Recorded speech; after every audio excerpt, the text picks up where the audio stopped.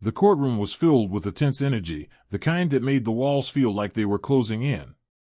Marcus Bennett, a 34-year-old black man with no criminal record, stood at the defendant's table, his hands trembling slightly as he gripped the edge. Across the room sat Judge Alan Prescott, a middle-aged white man with a hardened face and a reputation for being harsh and unyielding, especially when the defendant was a person of color. The charges against Marcus were severe: armed robbery and assault. The accusations claimed that Marcus had robbed a small convenience store late at night and assaulted the store owner. Despite his adamant pleas of innocence, Marcus's fate seemed sealed from the moment he walked into the courtroom. Before we continue with this thought-provoking story, if you haven't done so, please support this channel by clicking on the subscribe button. Thank you. The prosecutor, a sharp-tongued attorney named Victoria Hayes, delivered her opening statement with precision. She painted a damning picture of Marcus, describing him as a man with hidden criminal tendencies. Her evidence, however, was flimsy: security footage that was blurry and unreliable, along with an eyewitness who claimed to have seen Marcus near the scene. The eyewitness was a middle-aged man who struggled to recount details when cross-examined by Marcus's lawyer, David Walsh. David was one of the few lawyers willing to take on cases like Marcus's. A tireless advocate for justice, he believed in his client's innocence and fought hard to dismantle the prosecution's weak arguments. He pointed out inconsistencies in the timeline, the lack of physical evidence, and the fact that Marcus had a solid alibi: he was at home with his sister, Brianna, at the time of the robbery.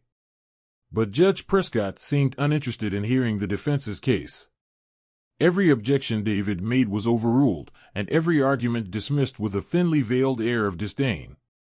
During the trial, Marcus's family sat silently in the back of the courtroom, their faces a mix of fear and defiance. Brianna, his younger sister, clenched her fists as she listened to the prosecutor twist the facts. Their mother, Evelyn, whispered prayers under her breath, her eyes never leaving Marcus. The Bennett family was close-knit, consisting of Marcus, Brianna, and their mother, Evelyn. Their father, Henry Bennett, had passed away years earlier due to a workplace accident when Marcus was a teenager. Evelyn had raised her children on her own, working multiple jobs to keep the family afloat. The loss of their father had deeply impacted Marcus, making him protective of his family and determined to honor his father's legacy by staying on the right path. The pivotal moment came when Marcus took the stand. His voice was steady, but the weight of the situation was evident in his eyes. He recounted his evening, explaining in detail how he and Brianna had been watching a movie at home. He spoke of his life, his job as a mechanic, and his dreams of opening his own auto shop one day. But no matter how genuine his words were, Judge Prescott's cold stare remained unmoved. When the verdict was announced, guilty, gasps filled the courtroom. Marcus's mother let out a cry, and Brianna shouted, "This is wrong. You know he didn't do it," before being escorted out by court officers. Brianna Bennett was 28 years old, 6 years younger than Marcus. She worked as a paralegal at a small legal firm in their hometown, which partly explained her relentless determination and familiarity with the justice system.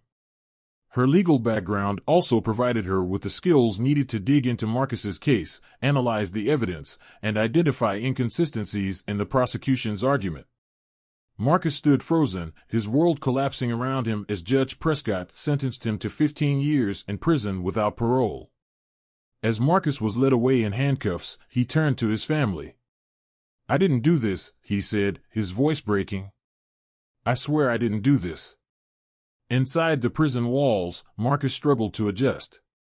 The days were long, and the nights were filled with questions he couldn't answer. Why had this happened to him? Why had the system failed him so spectacularly?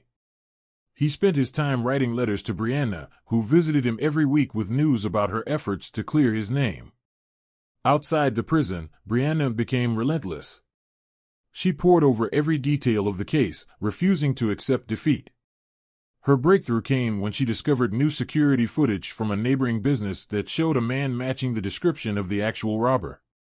The man had a tattoo on his neck, a detail the prosecutor had overlooked.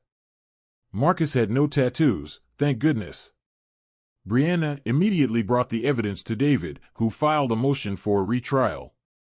But before the motion could proceed, something unexpected happened. An investigative journalist named Carla Torres, known for exposing corruption in the justice system, caught wind of Marcus's case. Although she didn't make any move yet, until Brianna spoke up. Frustrated by the lack of attention the case was getting and knowing the power of media, Brianna reached out to Carla, who was known for exposing injustices and systemic corruption. Carla initially hesitated, as she received countless similar requests. But after meeting with Brianna and reviewing the case details, she recognized a bigger story, one that could shed light on the biases within the legal system. She began digging into Judge Prescott's history and uncovered a shocking pattern: multiple instances of disproportionately harsh sentences for black defendants, coupled with unusually lenient treatment for white defendants in similar cases. Carla's exposé made national headlines. The article detailed Judge Prescott's biases and revealed a paper trail of communications between him and local law enforcement, suggesting collusion to target specific individuals. The public outcry was immediate and intense. Protests erupted outside the courthouse, demanding justice for Marcus and an investigation into the judge's conduct. Under mounting pressure, the state launched an inquiry. Judge Prescott was suspended, and Marcus's case was reopened. This time, the evidence Brianna had uncovered was presented, along with testimonies from the journalist and legal experts who had analyzed the case. The real robber was identified and arrested, and Marcus was exonerated. When Judge Prescott convicted Marcus, the trial had included a jury. However, the jury was composed mainly of individuals who were unfamiliar with the cultural and systemic issues surrounding cases like Marcus's. The prosecution's narrative had been convincing enough to sway them, especially with Judge Prescott subtly steering the case with his demeanor and rulings. The jury later expressed regret when new evidence came to light, and several jurors even apologized publicly to Marcus. When Marcus walked out of prison, he was met with cheers from supporters who had followed his story. Brianna ran to him, tears streaming down her face. "I told you I wouldn't stop," she said, hugging him tightly. Marcus was in prison for 18 months before his case was reopened and his conviction overturned. Though relatively short in comparison to many wrongful conviction cases, those 18 months were excruciatingly difficult for him and his family. During this time, Marcus endured the emotional and physical toll of incarceration, constantly questioning how the justice system had failed him. The length of his imprisonment was significant enough to disrupt his life, career, and family. Yet short enough for the public and media attention surrounding his case to build momentum. It also gave his sister Brianna, journalist Carla Torres, and lawyer David Walsh the time they needed to gather the evidence and expose the corruption that had led to his wrongful conviction. The 18 months served as a turning point in Marcus's life, fueling his drive to advocate for justice reform and helping others who might face similar injustices. Judge Prescott faced criminal charges for his actions, including tampering with cases and abuse of power. The revelation about his corruption led to the review of dozens of cases he had presided over, many of which were overturned. After Marcus's release, the story of his wrongful conviction had become a national sensation, thanks to Carla's exposé and the public outcry. Donations poured in from people across the country who wanted to support Marcus and his fight for justice. Marcus used his experience to advocate for others who had been wrongfully convicted. He and Brianna started a nonprofit organization to help families navigate the legal system and fight for justice. Celebrities, philanthropists, and community organizations contributed to his foundation, Justice Unchained, allowing him to hire staff and provide resources for other wrongfully convicted individuals. Though the scars of his ordeal remained, Marcus found purpose in ensuring that no one else would have to endure what he had. Within the month, Marcus stood before a crowd at a rally, his voice strong and steady. "The system tried to break me," he said. "But I'm still here. And together, we'll make sure it doesn't happen again." The crowd erupted in applause, a symbol of hope and resilience in the face of injustice. While Marcus stood before the crowd, the applause slowly settled, but the energy remained electric. Cameras from various news outlets captured his every word, and his story had become a symbol of resilience against systemic injustice. Standing beside him were Brianna, his unwavering sister, David Walsh, the lawyer who had fought tirelessly for him, and Carla Torres, the journalist whose work had turned the tide. Marcus continued his speech, his voice resonating with emotion. What happened to me isn't an isolated case. It's a reflection of a system that needs fixing, a system that too often sees people like me as guilty before proven innocent. But today isn't just about what was done to me, it's about what we can do together to change it. He paused, scanning the faces in the crowd. He saw people of all backgrounds, students, activists, families, even some of the jurors who had originally convicted him. Many had returned to publicly apologize after learning the full truth. Their presence reminded Marcus of how perspectives could change when people were given the truth. Brianna took the microphone next. When my brother was taken from us, I could have given up. But I chose to fight because I knew the truth. And today, we stand here not just for Marcus, but for every family torn apart by a broken system. Change starts with us. After the rally, Marcus and his team held a press conference where they announced their new nonprofit organization, Justice Unchained. The nonprofit aimed to provide legal assistance to those wrongfully convicted, educate the public on systemic bias, and push for legislative reforms. Carla Torres pledged to partner with the organization, using her platform to amplify the voices of the unheard. Judge Prescott, meanwhile, was facing the full weight of the law.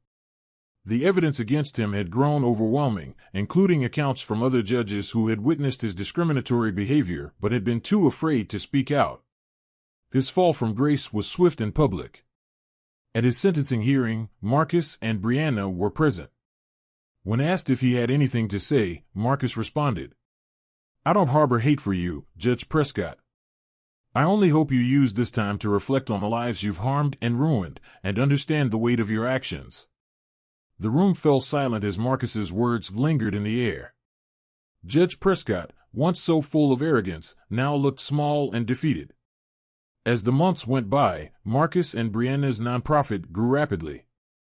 They secured partnerships with law schools, legal aid organizations, and grassroots movements. Marcus became a sought-after speaker, sharing his story at universities and conferences, inspiring countless others to stand up for justice. One day, as Marcus sat in his newly opened auto shop, a dream he had nearly lost, he watched Brianna walk in, holding a stack of papers. "Guess what?" she said with a grin. "Another case overturned because of our work." Marcus smiled, pride and hope filling his chest. "That's what it's all about," he replied. "One step at a time." The auto shop was a dream come true for him. Marcus had long dreamed of opening his own business, and the idea had kept him motivated during his time in prison. Some of the funds from the donations were allocated to help him start his shop, but he also received a grant from a local entrepreneur who had been inspired by Marcus's story. The entrepreneur, who had also faced systemic bias in his youth, believed in giving back and wanted to help Marcus rebuild his life. As the years passed, the story of Marcus Bennett became a case study in law schools and a beacon of hope for those fighting against injustice. His journey from despair to triumph showed that even in the darkest moments, light could be found when people stood together. Another twist came when Marcus received a letter in the mail. It was from one of the jurors who had convicted him. The letter read, "Dear Marcus, I was one of the jurors who voted to convict you. At the time, I thought I was doing the right thing, but now I realize I was blind to the biases in that courtroom. I want to apologize for my role in your suffering. I've since joined efforts to ensure no one else goes through what you did. Thank you for showing the world what true strength and forgiveness look like. Sincerely, Lisa Warren." Marcus folded the letter carefully and placed it in a drawer alongside others he had received from strangers who had been moved by his story. Each letter was a reminder of the ripple effect of standing up for what was right. As he closed the drawer, Brianna walked in, holding a flyer for their next rally.